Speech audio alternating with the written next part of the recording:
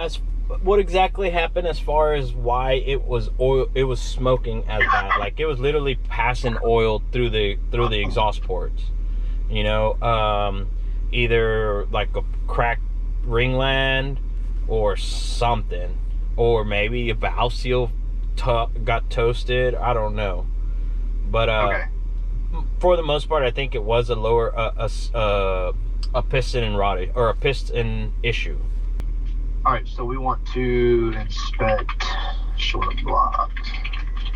Why it was spitting oil? Yes.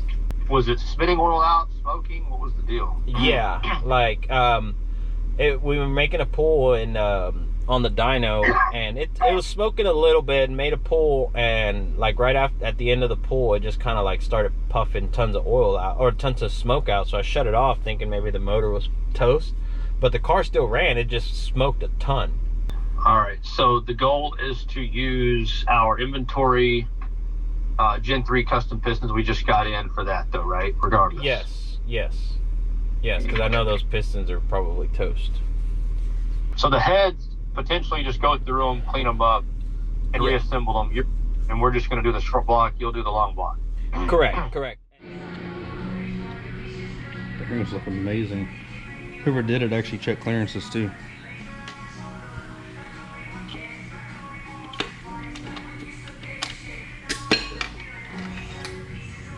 So weird. I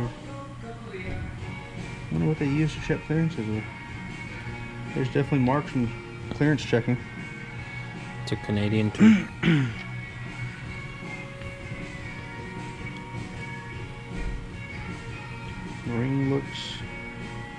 Rings look good. Nothing looks out of whack. Ring lands don't look messed up on that one. Although for the most part they look okay though.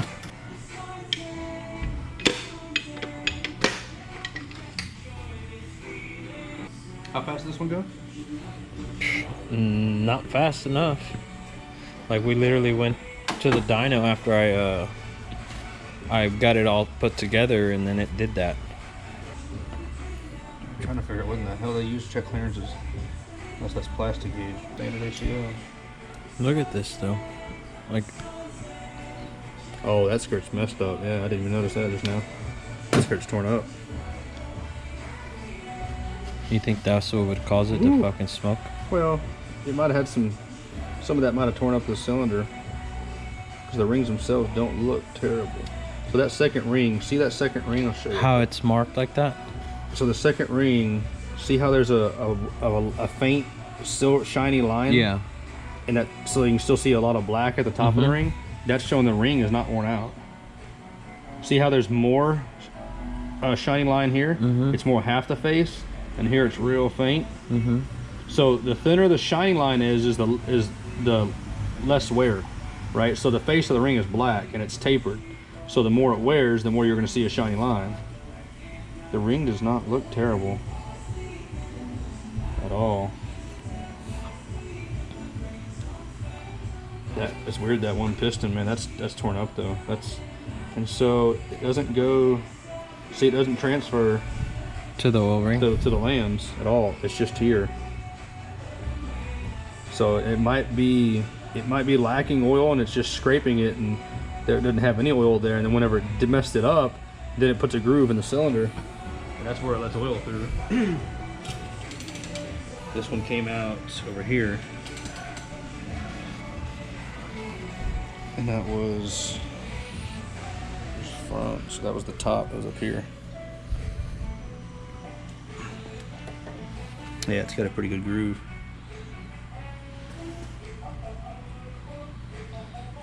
It's crazy though. Bearings still look good. I mean, ultimately the motor looks like it wasn't unhappy. Curious to see what the heads look like. We'll tear them apart. Let me take two more out just for heads. just take them all out, Bo. Well, I'll take them out if you got time. I didn't know if you were. Yeah, just fuck it. Okay, well, let me get them all Might out. as well. It'll take me long.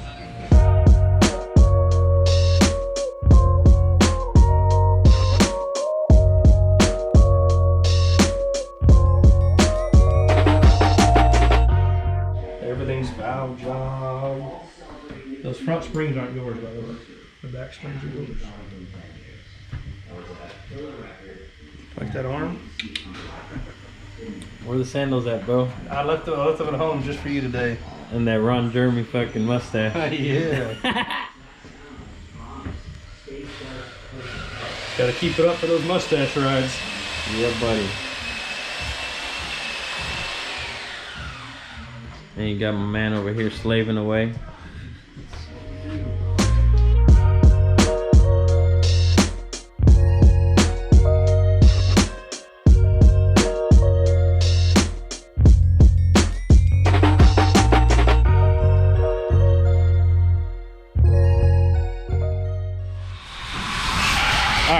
Now we're at H Squared Racing, finally picking up the Canada Cars motor, Gen 3.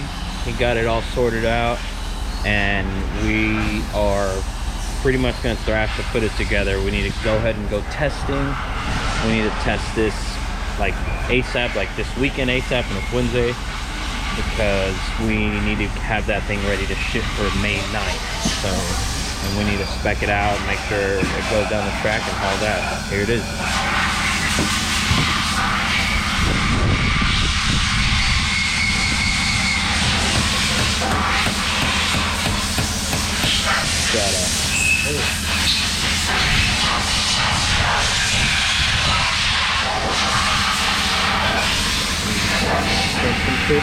Baby.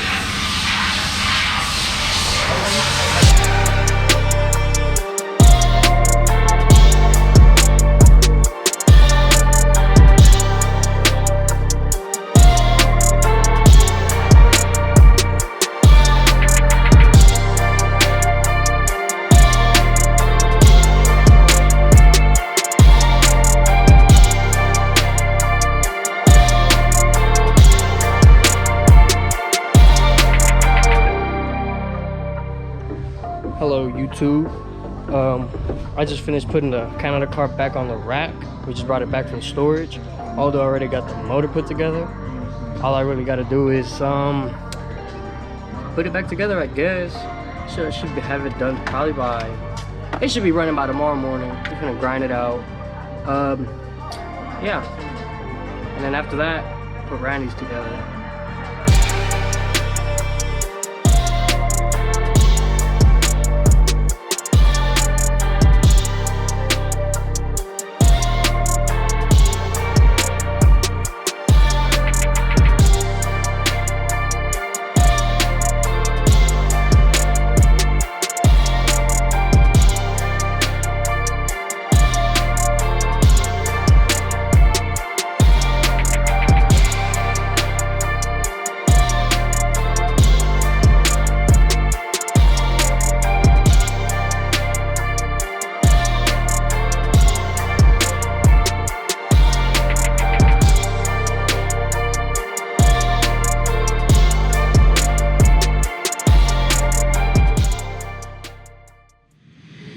Okay, so we took this off the rack to put Randy's on, since we need to start working on Randy's. This thing's pretty much all put together now. Like, we're gonna try and fire it up here and see what she does. Hopefully it starts right up. I hope. So yeah, finally got this thing completed and pretty much ready to dyno. Gonna fire it up, that way you guys can kind of see exactly where we're at with it, and hopefully it starts. All right.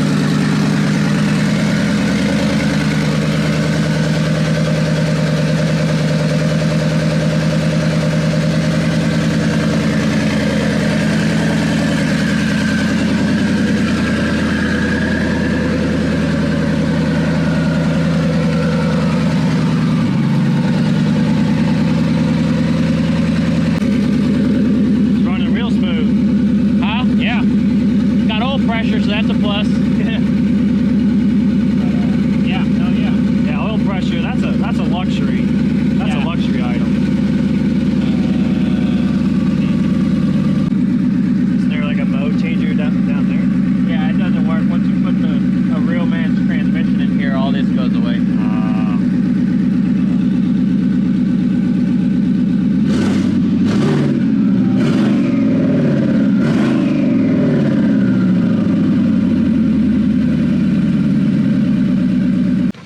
See what it does on the Dyno. Yeah. Next step is get over to Mexico Racing League and strap her down and I guess see what she'll run. What's your hope for horsepower? Man, I'd be happy if it makes 1300. That'd be plenty for what this car is wanting. Still, this is actually our full basic mid-mount kit. So like if you're buying a kit from us online or wherever, this kit is what you get. Like turbo size is 62 millimeter turbos, base journal bearing stuff, 4.5-inch intercooler. So it's just literally like what you get off the shelf from us as far as a turbo kit goes. Okay. Only difference here is that it's got a built motor in it, power glide trans, and plasma intake manifold. That's really it. So I don't expect too much power with these turbos. We've maxed them out close to 1300, but if we can make that with this one, it should be cool. This is one of the first Gen 3 built motor cars that we've done as far as like big power stuff. So I don't know what it's gonna make, so I'm gonna be just as surprised as you guys. So stay tuned. Well, yeah, let's see what it does.